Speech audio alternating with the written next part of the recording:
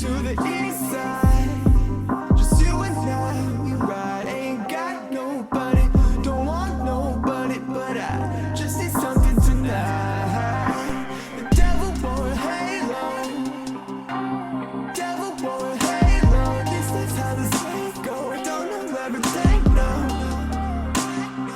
Can be no angel wearing the devil's halo. Yo, bitch, get off your high horse with your Jedi tricks using mind force. Call it Minecraft. Sitting in the pulpit collecting cash. What a man rob God, I asked and I dashed. Could a backlash will be a running hell in the trash bag. I hope they kill you then turn you to a hashtag. But it's supposed to be holy, holy. Tell me, show me the devil in the details. Malcolm told me life ain't worth the quarter what the media show me. And if I could be in the devil, then God expose me, huh?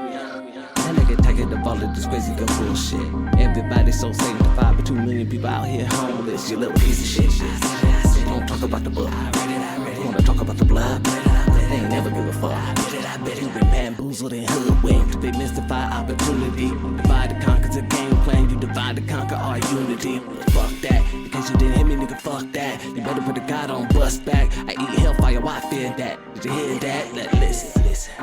What was Jesus doing slavery? Until you tell me that there ain't a damn thing to save him. Let's take a trip to the east side. Just you and I, we ride. Ain't got nobody, don't want nobody, but I just need something tonight. The devil wore a halo, devil wore a halo. This is how this All right. What it do? It's your brother Max Sick the Don, aka Akhenaten, aka Tutankhamun, aka Tahuti son, which means I shine through the wisdom. And welcome to the Church of Black Power. The doors are now open. Today's show, we're going to dig into an opinion piece. I was reading the Wall Street Journal earlier today, and I came across a garbage type of article. But I feel it's important to address it because it's geared towards us. Really, it's geared towards the youth of us, the youngsters, all our little brothers and sisters. I'm so proud of them. They out here showing their ass, and I love it. So, this is the article. Millennials, put away your childish your childish political things. The woke claim to own you simply by virtue of your youth. You are overdue for upward moral mobility. And I want you to notice something about this picture here. White woman or ambiguously Latino woman, maybe. I don't know. Head straight, not worried about nothing. White man, head straight, not worried about nothing. The only person that has the issue going on is who? The black kid. And the black young man, he can see the problems in the world. He knows what's going on. And he feels what's going on. He has empathy. You could tell, you could see it on his face. But these other two characters here, right turn ahead, they're just following and leading each other to the same status quo. Just follow directions. Don't worry about what's going on around you. So we're going to dig into this article here. And this is how you know it's targeted directly towards our little brothers and sisters, the ones who are standing up for their morality. the woke claim to simply own you. What kind of stuff? The woke claim to own you simply by virtue of your youth? Nah, baby. See, the problem with the people who think like this, and this was written by Mary Eberstand, or I'm not even gonna try to say the shit no more, cause it doesn't even matter. This is white empowerment, white supremacy, the white talking points, voiced by a white woman, trying to tell our children that we are really childish in politics because we're choosing to do what we do, because we're saying what we're saying and we are owed what we're owed. Oh, that's childish to actually have a political standpoint. I mean, it's not childish for the Hispanics who voted Republican in Virginia. But for black folk, yeah, 100%. You guys, all the way through. It's immature and childish to have your own standpoint. And stand on it.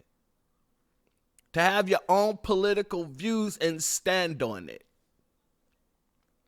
For black people, that's childish. Let's get into this. All right.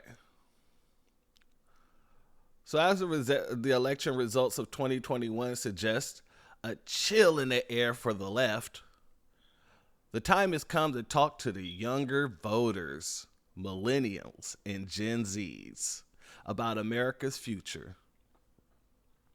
Now, notice, she's not talking to any other voter, but to the black voter,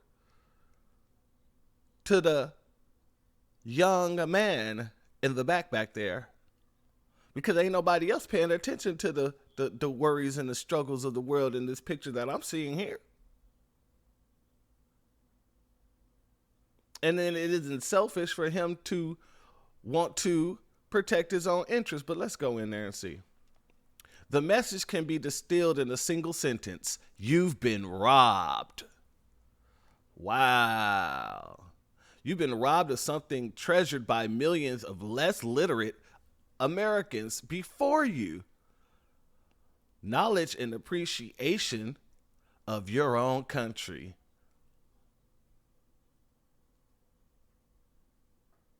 Knowledge and appreciation of your own country. So now black folks are stupid and our children are stupid. Like we don't know what's going on.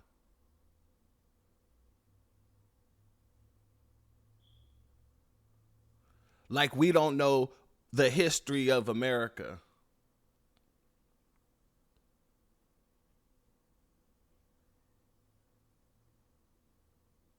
This is the problem here. And then the broad goes on to say, according to some of the loudest and most influential voices, the U.S. is an irredeemable cesspool of racism and bigotry. This lie has resulted in a wide patriotism gap. In a wide patriotism gap. Not because everything that we say is actually true. No. It's because it's a lie. And because of that lie, our youth aren't as patriotic as they should be.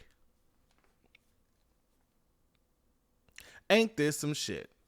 So you're telling me that America is not an irredeemable cesspool of racism and bigotry?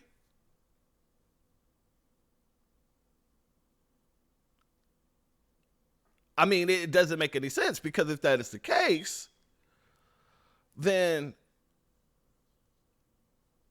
this wouldn't be an issue here. This wouldn't be an issue here. If that was the case, if America wasn't a cesspool of racism and bigotry, what am I looking at? Mary? I'll tell you what we're looking at. Police killings. Police in the police in the U.S. killed 164 black people in the first 8 months of 2020. These are their names. January through April. This is only part 1. January through April. People that the police have killed with impunity. And you're telling me that America isn't a cesspool of racism and bigotry?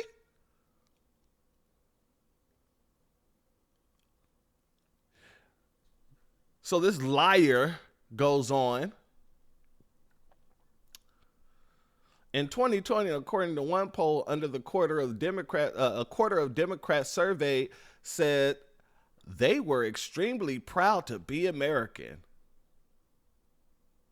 Okay? As opposed to almost 3/4 of Republicans. Only a third of Americans your age say the same.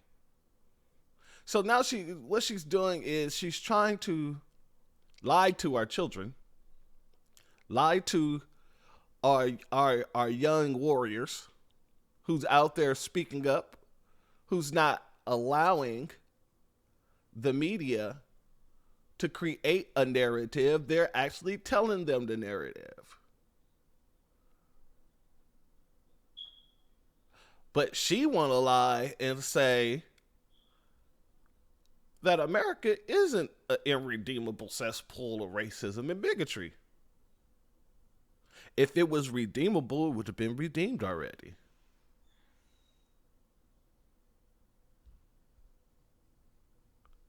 If it was redeemable, it would have been redeemed already. And they would have moved hastily to redeem it. Ask yourself why. Most of us wouldn't trash talk our families. Most of us wouldn't trash talk our neighborhoods. Think about this the next time someone trash talks your national home and neighborhood or your country. So basically, she's just telling everybody to shut the fuck up talking about what's actually going on. Just shut your mouth. Just shut your mouth. And don't allow people around you to disrespect our country by telling the truth about our country. No, don't do that. Don't do that. That's not acceptable. It is absolutely not acceptable for you guys to tell the truth. Many of today's young have been robbed too of their source of immaterial wealth. Did this chick try to hit you? Notice, she's talking about how you've been robbed of your immaterial wealth.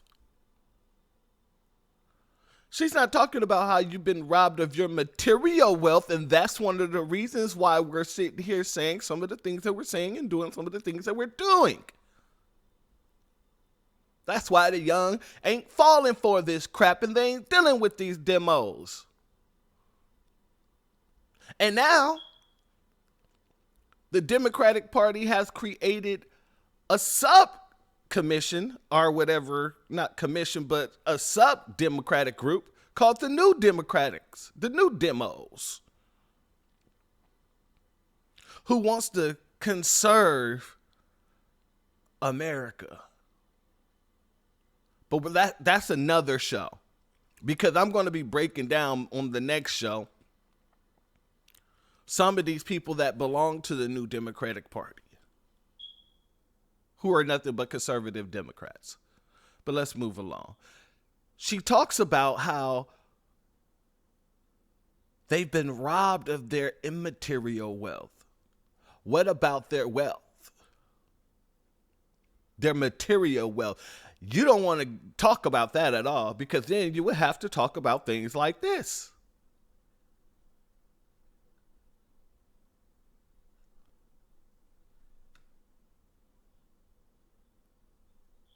Then you would have to talk about things like this.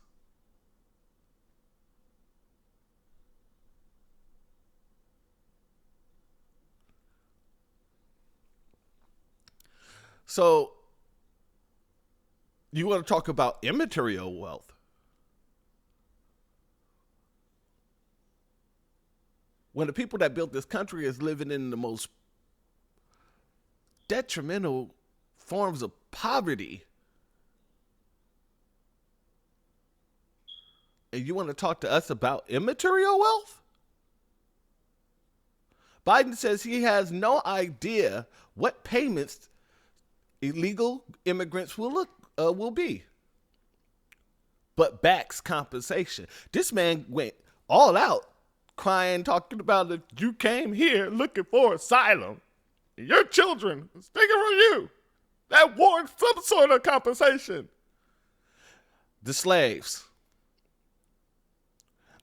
had their children taken away from them and sold to different plantations, splitting the families. No reparations. No talks of reparations. Biden's own bills, all those crime bills that Biden has his name on, every major crime bill, as he likes to brag about, those separated black families, and that's recent times. I don't hear anything about that.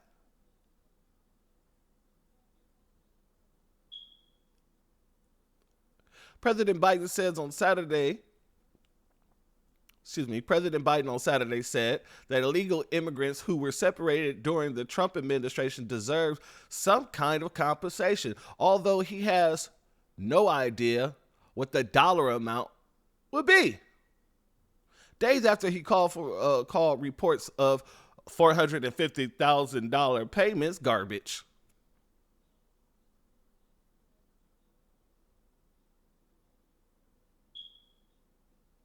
And see, this is something that she would like us to just overlook.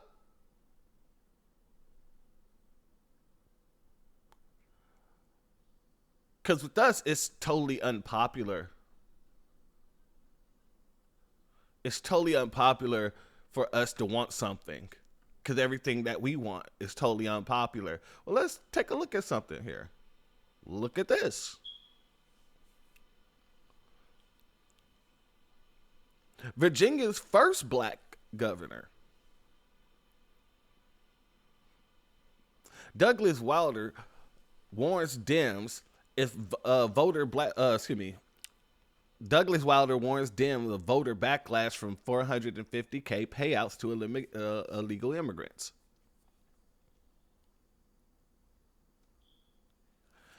I mean, it's unpopular. It's wildly unpopular, according to a few people.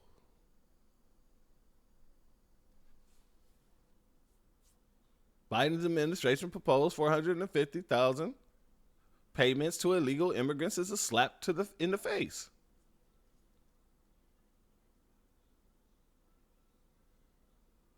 But we've been robbed of our immaterial wealth. That's what our young brothers and sisters have been robbed of. That's what we should be worried about and concentrating on, our immaterial wealth. The consolation of joys of family life.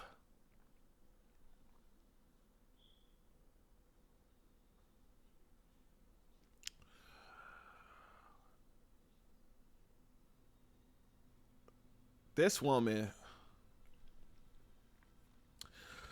oh my God. Okay. Let's push through this. This death is due in part to generational arithmetic. What? See what I'm saying? Generational stupidity, generational arithmetic. This is why you've been robbed of your immaterial wealth.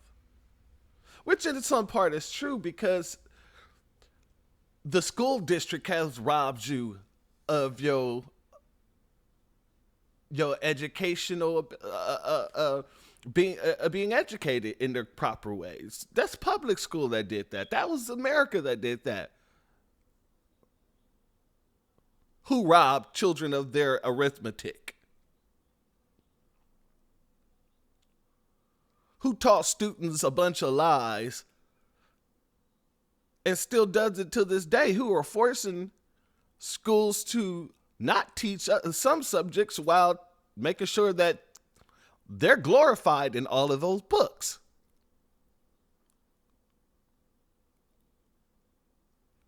You know, it gets redundant real fast. It gets redundant real fast.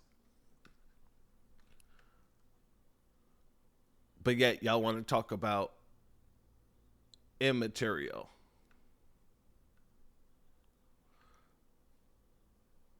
Robbing us of the arithmetic.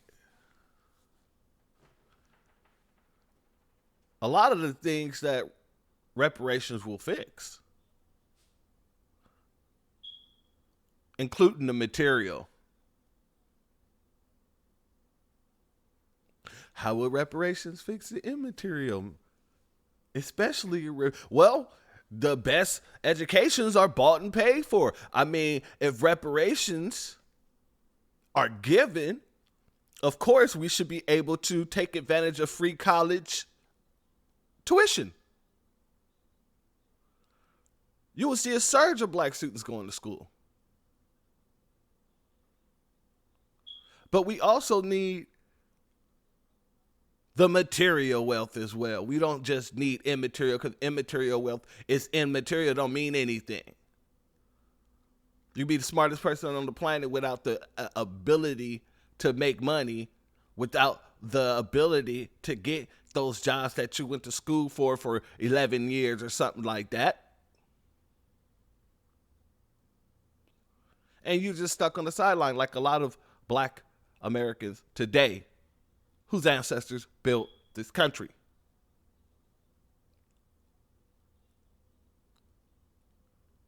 But they don't care. They ain't even reporting this. A second major migrant caravan of 10,000 could head towards the U.S. as leaders meet in Mexico. This was reported 2 hours ago.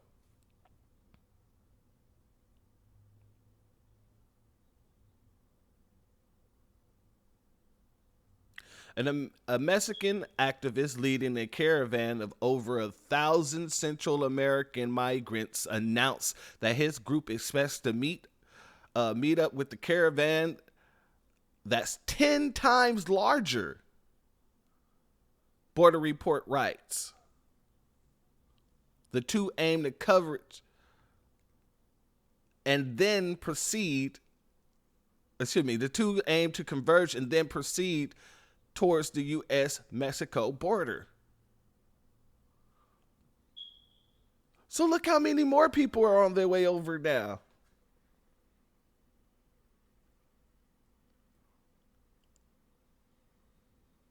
Look how many more people are on their way now.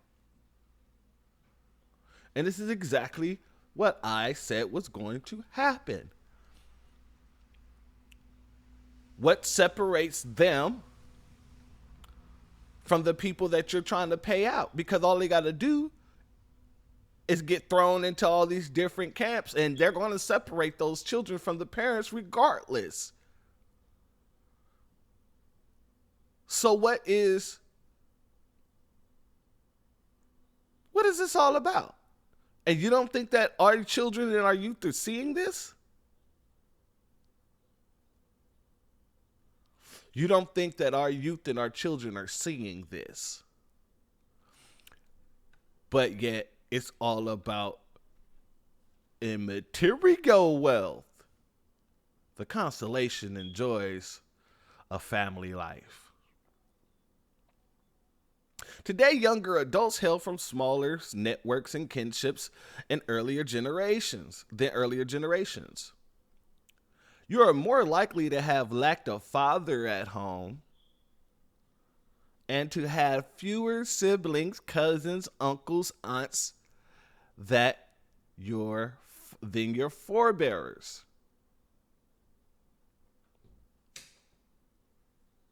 This is just a straight disrespectful slap to the face of black people the more you read it.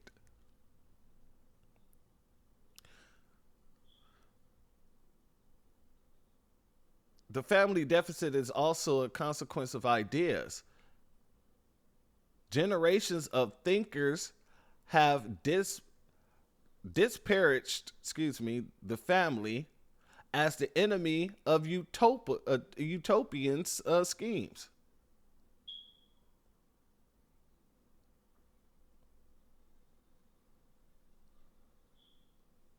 In their depiction, home and hearth amount to the slaughterhouse of dreams and aspirations, especially for women. To the contrary, unprecedented rates of abortion, fatherlessness, and divorce, far from liberating you, have subtracted actual and potential loved ones from your lives. You see what she is doing here? What she is doing is trying to discuss all of these things that's going on in the black community: abortion, fatherless situations, divorce. Well, that happens a lot everywhere, but still. What she's doing is trying to use all the things that the government set up against us. She's now using as her soapbox to stand on. And these are the reasons why. No wonder why no wonder why surveys show that young people are the loneliest Americans. So standing on your ground, that's just going to make you even more of a lonely American, guys. Oh, you don't want to be lonely, do you? You want to come on in. You want to learn about this rich history that America has. It's so illuminating.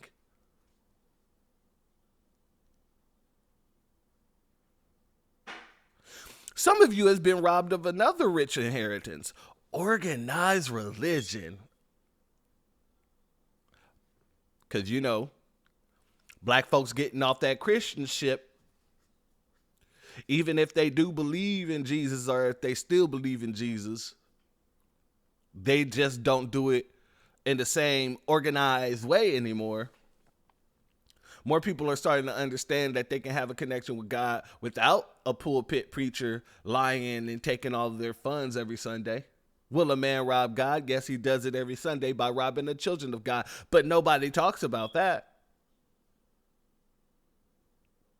So, of course, now you're being robbed of that too. The youngsters are being robbed of a rich inheritance of organized religion, even though we know that religion, organized or otherwise, have been used to mess with black folks' minds, to enslave them even further than anybody else on this planet. Forgive, forgive, forgive, forgive. Black folks is coming out of that because they're tired of forgiving motherfuckers. Because the Bible also says an eye for an eye, a tooth for a tooth. And Jesus wasn't always this sweet person. He was a maniac at one point in time when he went to the church cracking the whip, kicking over tables. And fun fact, that was one of the only times that he went into the church. The other time is when he stole bread to feed his disciples. Now, come on, if you understand me. But a lot of people won't talk like that. A lot of people won't use the word the way that it's supposed to be used, because if it's used in the way that it's supposed to be used, it will incite a fire within your belly which no man can dispute, even though you yourself is meant to dispute everything. You're able and supposed to question everything, including the words. Because I believe it's Deuteronomy 22 and 23 that talks about, if a man shall rape a woman, he shall pay her father 30 sheoks. And he must marry that woman and never divorce her before he have defiled her virginity. And then you get these people that love to come back and talk about stuff like, oh, no. You know, when Jesus came, he took away that word. The New Testament came and took away the Old Testament. When you look at the New Testament, then you get the reading, John, and you get the reading up inside Matthew when you're speaking, and he's speaking, and they're asking him what laws do he want them to follow. He said, I did not come to replace laws. I came to amplify them. I want you to follow the laws of he who sent me. Don't worship me, worship he who sent me. That's why motherfuckers went to him talking about, for you doing good deeds, we fought you not, but for you being a man, make yourself God. We fought you. And he says, doesn't it say in your law that you're gods? See, people got to stop segregating this stuff. And this is why the young folk nowadays ain't playing by these rules that you guys are set. This is why they're not playing by your politics. This is why they're not playing by your organized religion, because they're recognizing the inconsistencies within all of this stuff. And you think that they're stupid. But my little brothers and sisters are far from stupid. They're some of the most powerful children that you'll ever have the pleasure of seeing. And as they grow and as they become more conscious into what's going on around them, they're going to become better than my generation and better than any other generation before us, because they will have that young power strength to move forward. My generation is fighting for them right now, the way that the civil rights movement should have been fighting for us. But the difference is these youngsters is going to be standing up very soon, like they're standing up now. But you're going to be seeing more and more and more and more standing up, fighting against the bullshit narrative that you see around everywhere.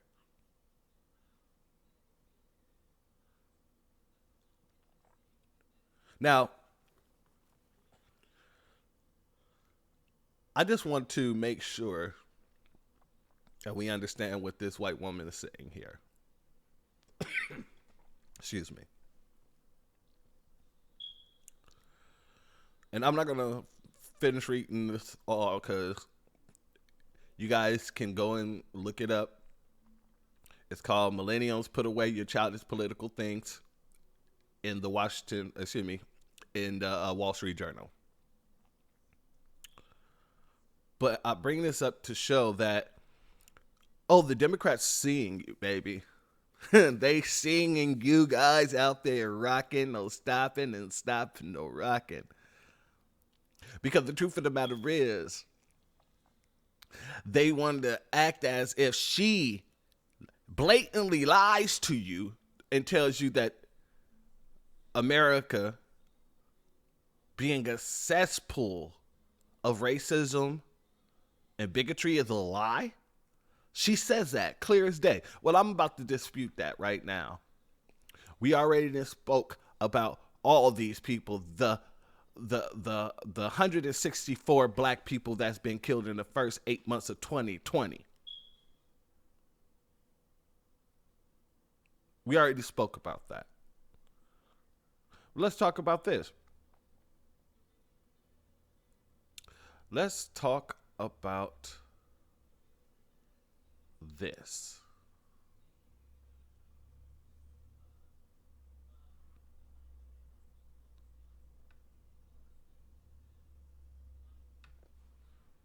Looky, looky.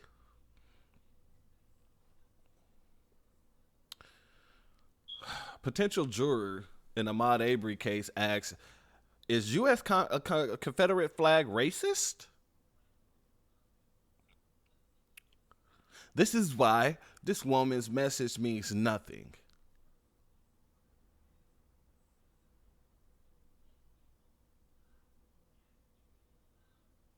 Absolutely nothing.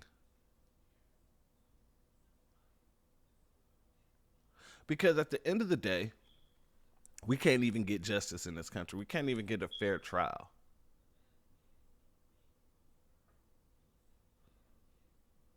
We get murdered with impunity by people who ain't even police officers, and we can't even get a fair trial.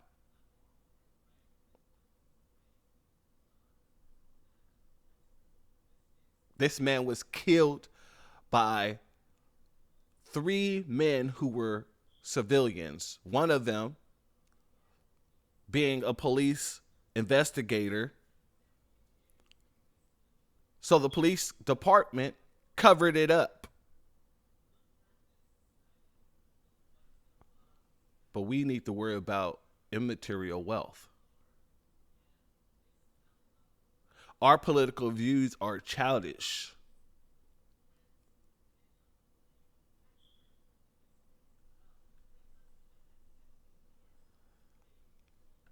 Our political views are childish. When we got this fake crying person here.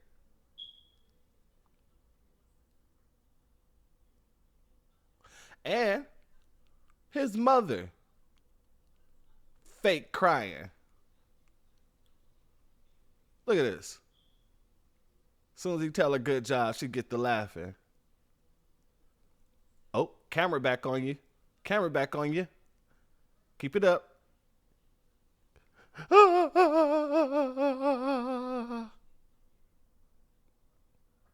Look at that. Let's do that. Let's watch that again, huh? Let's watch it again, huh? Good job. You know, you're doing a very good job. Oh, thank you. You know, I've been doing this for years, you know. Hey, keep it up, bitch. They watching you. Oh, yeah, my bad. But y'all want to talk about this broad want to talk about immaterial wealth. And yeah, this might not be a black case. However, it has everything to do with the racial case. I'm showing the patterns. And you know what else? What I haven't seen ever before in my life, I haven't seen a judge, a freaking judge, become the defense attorney in a case.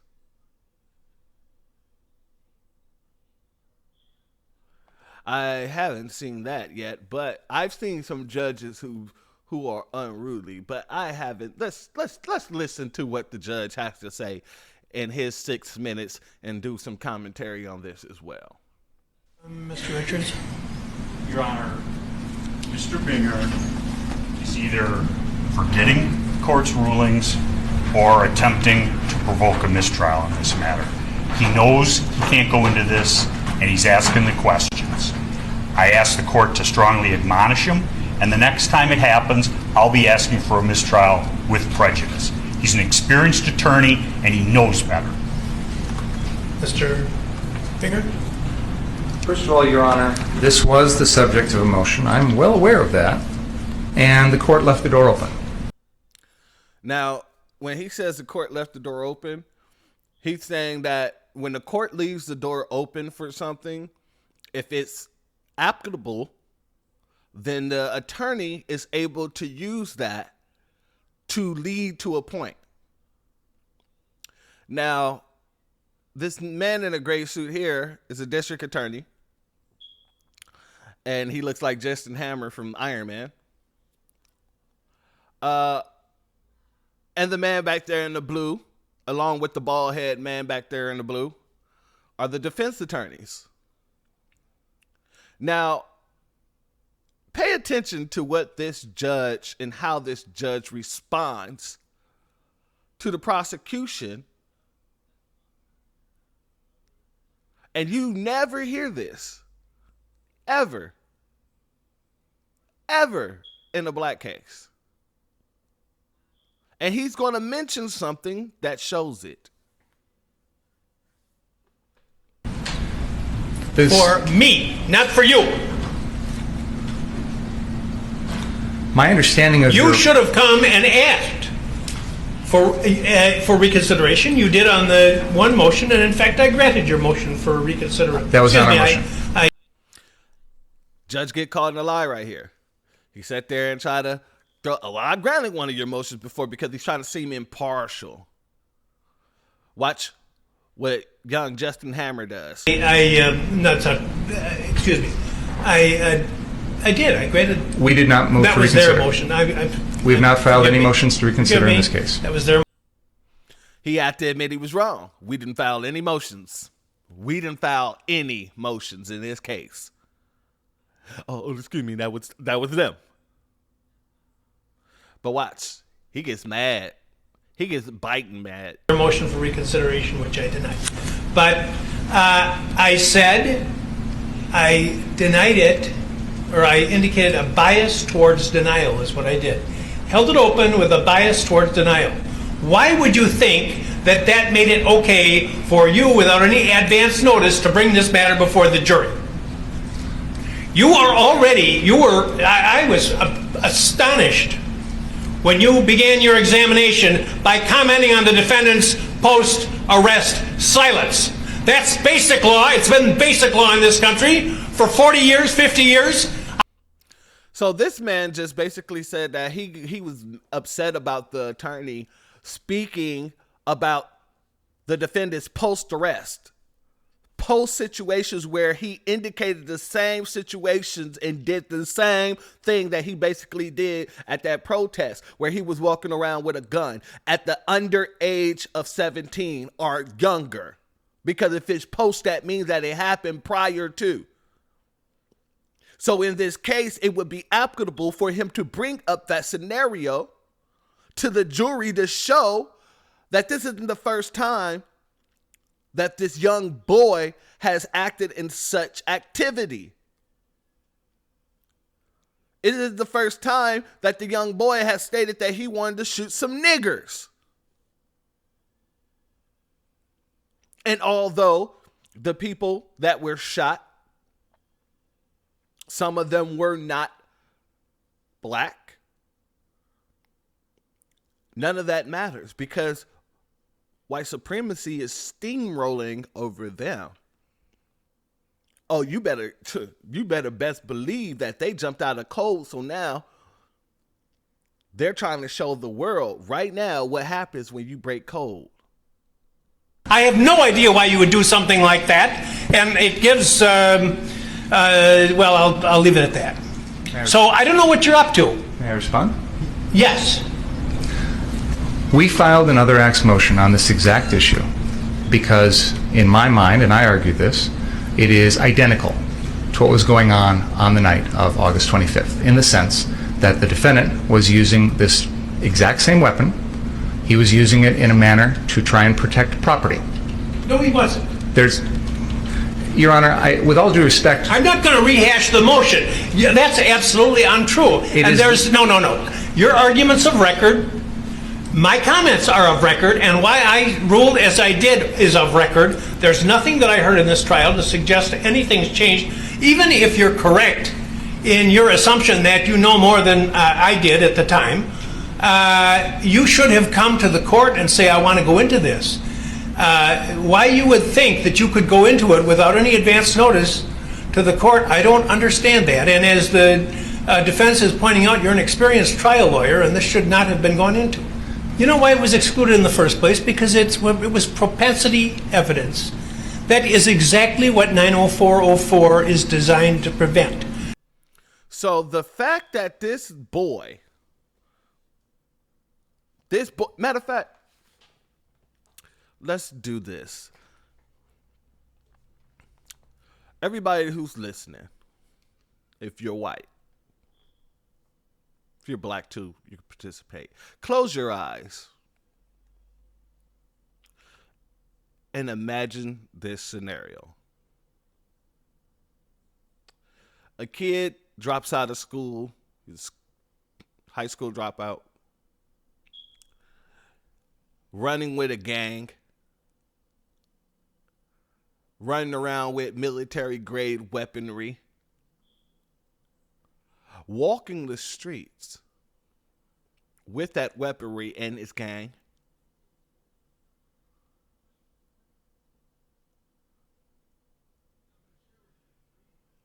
And imagine this is a black child. That child would be washed up the river, especially if he shot anybody. He would be every freaking militant in the world. He would be every terrorist. He would be charged as an adult with no issue. You got black children being charged as an adult for so-called groping their teacher. But yet you want to sit here and try and tell me that this white teenage thug who said he wanted to shoot some niggas, who said he was out at the last rally so he could have shot some niggas. You're telling me that that's not applicable to that case? If it was a black kid, he'd have been all washed the fuck up. And this is why the youth ain't messing with it. This is why the youth has gone absolutely ape shit about it. You're talking about his attitudes? His attitude is he wants to shoot people. Now, I've admitted that kind of evidence in other trials when it's been appropriate. I didn't admit it in this case because, to me, what I've heard in this trial, and by the way, Mr. Richards absolutely correctly points out that just hours ago, I said I had heard nothing in this trial to change any of my rulings. So why? Testimony, Your Honor. Pardon me? That was before the defense Don't testimony. get brazen with me. You knew very well. That was before the defendant's testimony. Listen. Know very well that an attorney can't go into these types of areas when the judge has already ruled without asking outside the presence of the jury to do so. So don't give me that. That's number one. Number two, this is propensity evidence.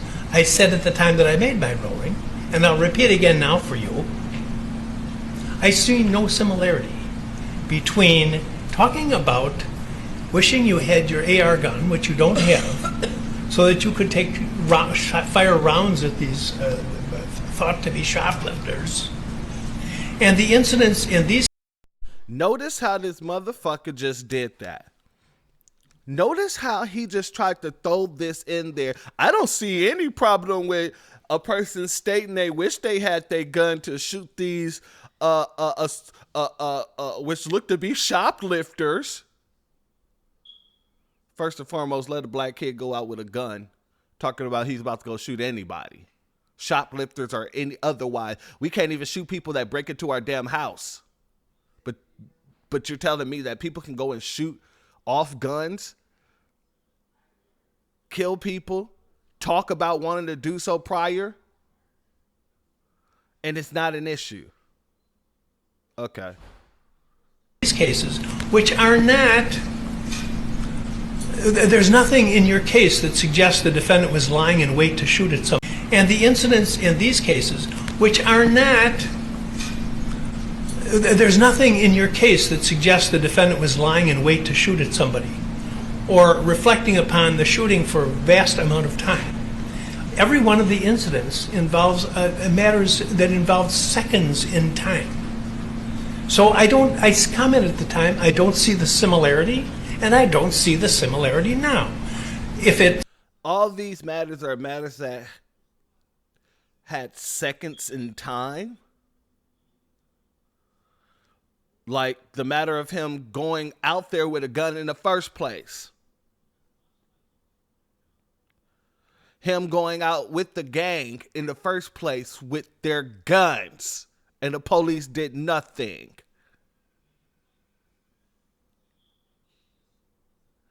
But yet, what young America should be worried about is their immaterial wealth. When things like this is still happening. It's not similar. That's the whole rule. Those are all the exceptions to 90404. Check the authorities. Wigmore and evidence. Judge Weinstein. Colonel McCormick.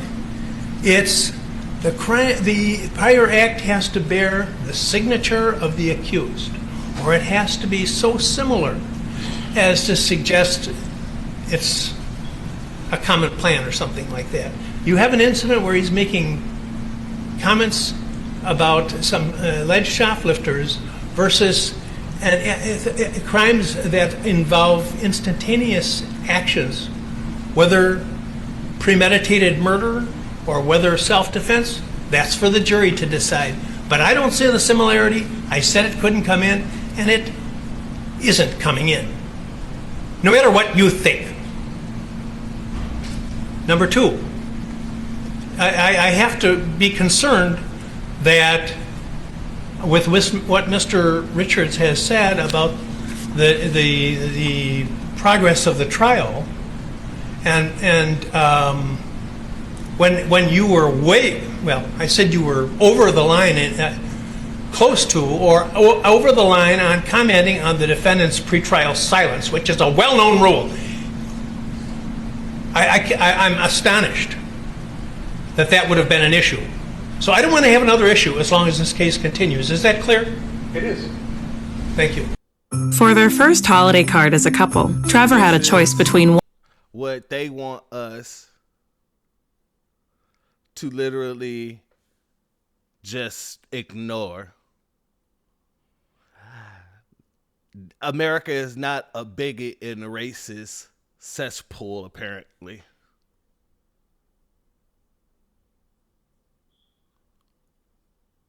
America is not a blatant cesspool of bigotry and racism.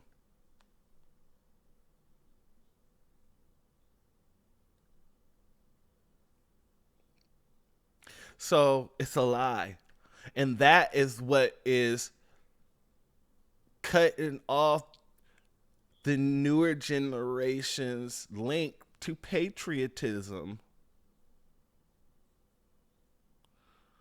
That's why there's a generational gap in patriotism.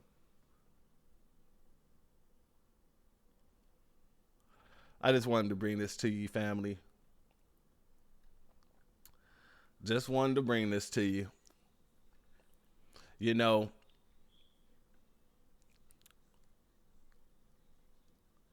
this ignorance is not overlooked. They're pulling every stop they can to reach the younger demographic of voters. But all of them getting tired of the same old, same old. And I'm so proud of them. So proud. Hold firm, my people. Because the sun shines on the dawn of the new day. We ain't sitting here begging for anything anymore. We're sick of it. And we're either gonna have something for our children or we ain't gonna put up with this crap no longer.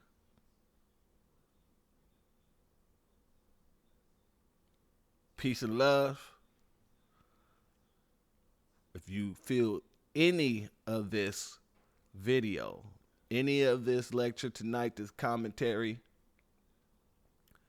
brought you any type of benefit, any new information, or if you just like the video in general, make sure you like it, share, subscribe, comment. Let's mess up these algorithms. Because trust me when I say, they're trying to mess us up. Now remember, my brothers and sisters, especially my younger brothers and sisters, we got them on the ropes like Ali in his prime.